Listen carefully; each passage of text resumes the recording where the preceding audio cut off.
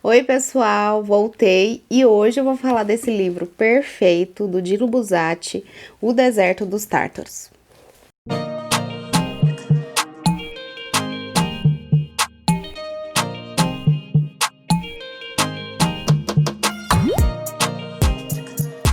Não tem nenhum café pra mim falar que meu canal é Lari com café, café com Lari.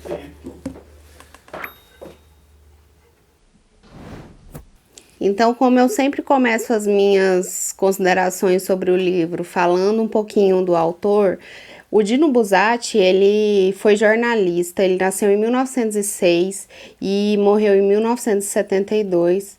Ele tinha uma forte tendência para as artes, então ele, além de jornalista, ele era artista plástico, ele escreveu vários romances e um deles é esse aqui que está na minha mão, O Deserto dos Tártaros.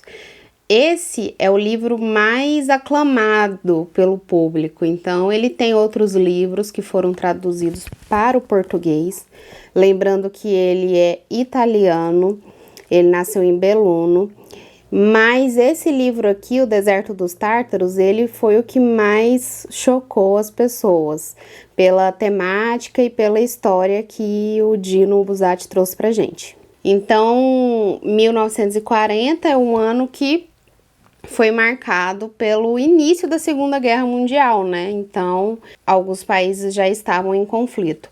E esse livro, ele trata, na verdade, de uma espera. Porém, conforme você lê, o autor não passa informação, né?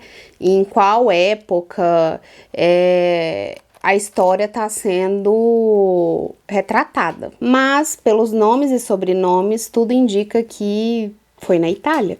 Então a história, ela é baseada no personagem Giovanni Drogo. E ele é um jovem que recentemente saiu da escola militar e já estava apto para se tornar oficial e servir o seu país. Então ele foi destinado ao Forte Bastiani, que é o lugar onde ele passa a maior parte da sua vida. Então ele acorda em uma manhã e se prepara para partir em direção ao Forte Bastiani, e ele já acorda com um sentimento assim, como que eu posso dizer, estranho, como se ele não quisesse ir, um sentimento assim de saudade da mãe, de saudade da casa, dos costumes, mas a mãe, ela dá uma palavra de conforto, fala que ele tem que ir e ele segue viagem. A viagem foi bem cansativa, ele por vários momentos achou que nem existia o forte, então o leitor ele fica bem apreensivo. Parece que o Giovanni Drogo, ele tá sempre correndo perigo, então causa uma aflição. Então, no meio do caminho, ele encontra vários obstáculos e se perde. E como é uma viagem a cavalo, ele acaba que se torna uma viagem meio que cansativa também para ele, né? Quando o Giovanni chega ao forte, finalmente chega, porque foi uma viagem muito demorada, a gente se depara, né, como leitor, com as características daquele lugar. E sabe aquele lugar que quando você chega, você sente uma sensação estranha? Uma sensação ruim, tipo assim, como se você não quisesse estar ali, como se a áurea daquele ambiente não fosse bacana, e de que aquelas pessoas são, sei lá, sabe? É tudo combinado para ficar daquela forma e deixar o Giovanni Drogo realmente encucado de que lugar era aquele. Então ele já tem essa sensação de estranhamento. A gente consegue sentir a mesma sensação que o Giovanni tá sentindo, porque é muito estranho o jeito que ele fala. Então, como eu falei, logo de início ele queria ir embora. Ele falou, eu vou embora, eu quero ir embora, como que eu faço? Aqui não é o meu lugar, eu não estou me sentindo à vontade. Aí o superior dele falou assim, não, fica tranquilo, porque você tem direito de ir embora na hora que você quiser. Mas eu sugiro, se você quer ir embora agora, É importante, ou eu diria, é mais fácil que você diga a fulano, que é o responsável, né, por liberar a galera para voltar para casa, que você tá doente, então você vai ter que mentir alguns sintomas e tal. Aí ele já fica assim, né? Ai, mentir, não gosto de mentir. Eu pensei que eu poderia ir embora tranquilamente. E ele foi e falou assim, né, o superior: mas se você não quiser mentir, você pode cumprir o tempo mínimo, que, se eu não me engano, eu acho que era 4 meses. E aí ele decide ficar o tempo mínimo pra pedir pra sair, literalmente, né? E detalhe, durante os 4 meses, existe toda uma disciplina, toda uma rotina naquele forte. Conforme vocês forem lendo, vocês vão perceber que o Giovanni, ele acabou se acostumando com aquilo e ele passou até a apreciar aquela rotina dele. Então ele meio que desistiu de voltar. Uma coisa que é importante falar é que esse forte, ele ficava na fronteira do lugar, que o autor não fala qual é, mas a gente imagina que seja na Itália. E então esses oficiais, esses soldados, eles estavam sempre à espera dos tártaros. Por isso que o nome chama o deserto dos tártaros. O forte, ele ficava no meio do deserto, então era um lugar bem ermo. E eles ficavam na esperança de que a qualquer momento esses tártaros apareceriam, então eles estavam sempre a postos. Quando eu falei que esse livro, ele é forte e impactante porque ele traz e remete ao leitor toda essa história de esperar coisas e ter expectativas em coisas que podem ou não acontecer.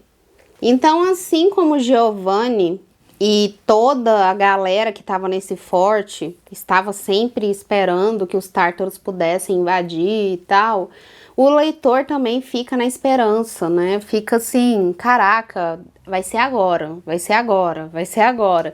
Então, assim, já vou adiantar, ele passa anos e anos nesse forte. Ele queria voltar para casa, ele até teve uma licença, mas quando ele voltou para casa, ele viu que as coisas não eram mais como antes. Então ele pensou: nossa, eu já passei tanto tempo no forte, eu vou voltar para cá e aqui já não é como era antes, então eu acho que eu vou voltar pro forte ao invés de ficar em casa. Ai, minha mãe tá preocupada com outras coisas agora, eu vou focar em esperar os tártaros, porque eles vão chegar.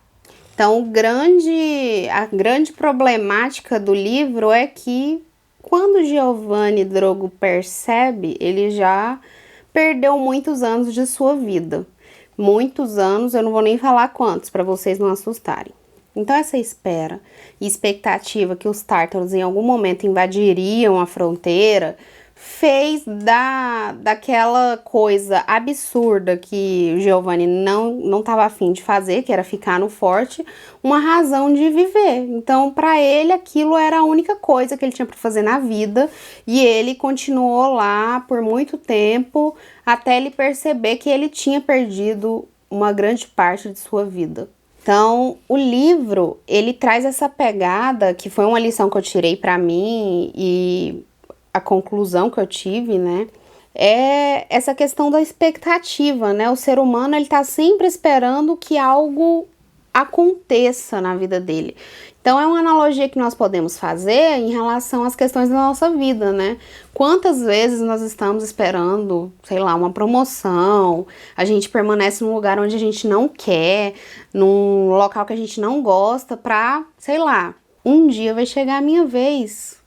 A gente tem que estar num local que a gente ama, que a gente quer estar, que a gente se sente bem. Então, às vezes, você tá fazendo um curso, numa graduação, sei lá, um mestrado, e você não se encontrou ainda naquela profissão. Você tá fazendo simplesmente porque seus pais pediram, ou porque você sempre leu e foi orientado que essa é a profissão que dá dinheiro e tal. e você deixa os seus sonhos, as suas vontades de lado, entendeu? Então é isso, pessoal. Se vocês gostaram desse vídeo, não esquece de dar o like e se inscrever no canal. Me segue na rede social que eu mais atualizo, que é o Instagram, @cafécomlari, e eu vou deixar o link dele aqui na descrição do vídeo. Que lá eu posto várias coisinhas e livros que eu estou lendo.